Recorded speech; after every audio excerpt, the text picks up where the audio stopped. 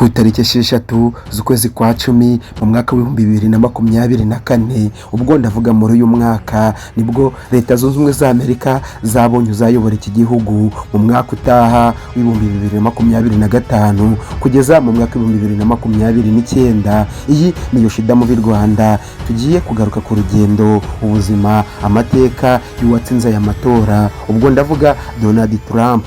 Ese Donald Trump John ni muntu ki? Urugendo rw'ubuzima bwe yanyuzemo ni uruhe? Nanjye ndahari, ugende usobanukirwa, ugende umenya buri kantu ku kandi kuri Donald Trump, maze usobanukirwe byinshi utabwiwe, byinshi utamenyeye ahandi, byose urabimenyera kuri Yoshida Movie Rwanda nk'ibisanzwe. Nguhaye ikaze, reka dutangire tumenya byinshi ku buzima bwa Donald Trump nifashishije ibitangazamakuru bigiye bitandukanye, inyandiko zigiye zitandukanye. Nagiye ndambura page ku yindi, ndambura inyandiko z'amateka, maze Donald Trump nk'uko bivugwa yuko ari icyamamare ku isi, yego ntawe ushidikanya ko yamamaye ku isi, maze izina rye Donald Trump John mbandiguyeho, ndambura buri kintu cyose kimuvugwaho kugira ngo mbageze amateka ya Donald Trump. Iyi ni Yoshida nk'uko nagiye mbivuga. Reka duhere mu mwaka w'1946. uyu musaza w'imyaka 78 nibwo yarabonye izuba rwose mu gace ka Queen, ubwo ni muri leta ya New York. Donald Trump urumva ko yakuriye mu mujyi rwose, ariko Donald Trump mu kwiga kwe, mu kubyiruka kwe, ntabwo rwose yigize yiga politike, ahubwo yahisemo inzira abandi benshi bahitamo, ni inzira yo kuyikorera, ni inzira yo kuba umushoramari, maze ahitamo kuba businessman, maze akora business karahava, maze aragenda akuramo amafaranga, akuramo amadolari, amamiliyoni n'amamiliyaridi, aragenda arakusanya. Donald Trump byamukururiye ubutunzi, maze arakira karahava. Ese Donald Trump kugira yisange muri politike byagenze gute? Reka dutangire tureba byinshi kuri Donald Trump, maze unasobanukirwa impamvu yitwa Trump. Yego ugiye kubisobanukirwa. Donald Trump ni izina akura ku muryango, dore ko papa we umubyara yitwa Fred Trump, naho mama w'umubyara yitwa Marie Anne Marcelo. Ibyo wabimenya rwose. Donald Trump ni umubyeyi kandi akaba afite abana bagera kuri 5. Ibyo byose wabisobanukiwe rwose. Reka dukomereze ubuzima bwa Donald Trump muri politike, nubwo atayiza akiga ibindi bigiye bitandukanye, harimo ubwubatsi ndetse n'ibindi. Donald Trump ntabwo ibyo byarangiriye aho. Reka dukomereze turambure inyandiko z'amateka, tugwe ku mwaka w'1987. Donald Trump umuntu wari umaze kugira amafaranga yahise yirondorera muri politike, ariko ahijya amata yigiyemo neza. Muri uwo mwaka yahise atangirira mu ishyaka ry'abarepublikani. Donald Trump mu mwaka w'1999 yahise ajya mu ba demokrate. Donald Trump akomereza mu ishyaka rya independent.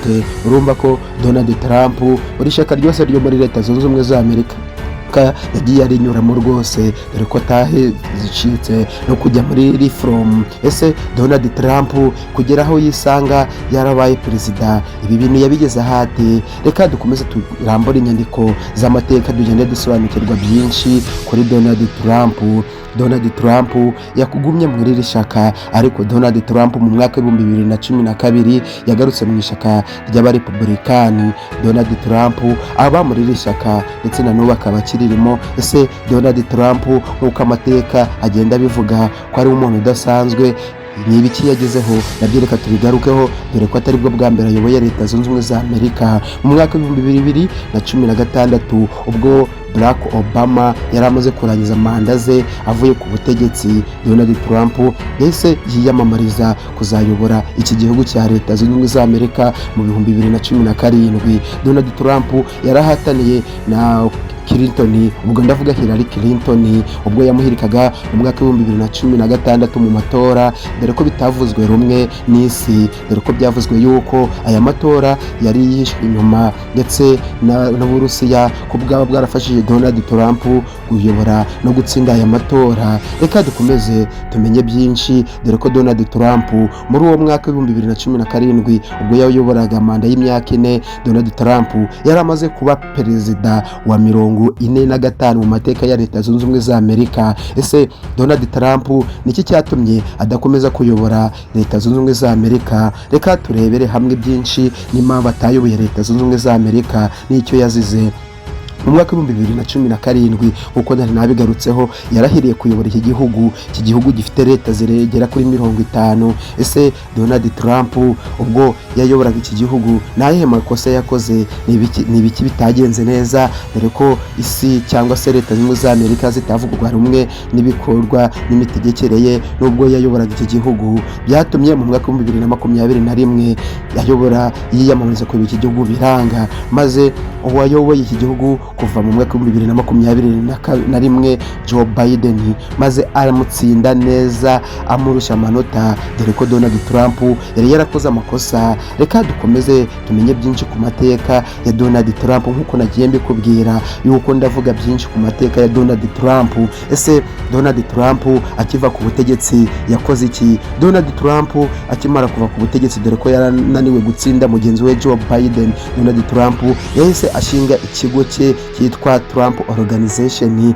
Aha hantu hakorerwaga ibikorwa bigiye bitandukanye, ndavuga bimwe biguhumura leta ndetse na bimwe bisebya leta yari iriho, ubwo ndavuga ubuyobozi bwa Joe Biden. Ese Trump ni iyihe ntwaro yakoresheje kugira yongere agaruke atorerwe kuyobora Leta Zunze Ubumwe za Amerika? Reka tubigarukeho.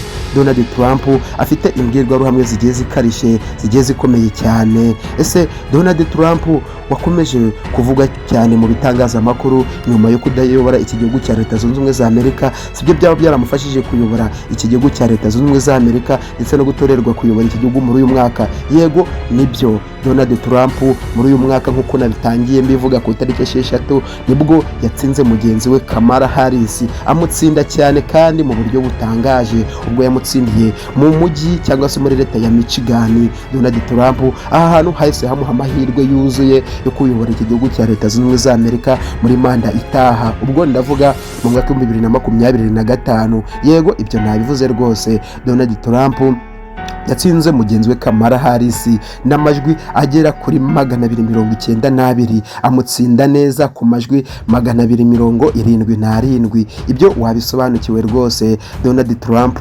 yatsinze mugenzi watowe n'abarenga 182 zirenga, ndetse Kamala Harris mu gihe yari afite miliyoni zigera kuri 77. Ese Donald Trump mu bintu byatumye akundwa agakurikirwa ndetse n'isi kamukurikira cyane, si umuntu waba waramurashe ubwo yari arimo yiyamamariza?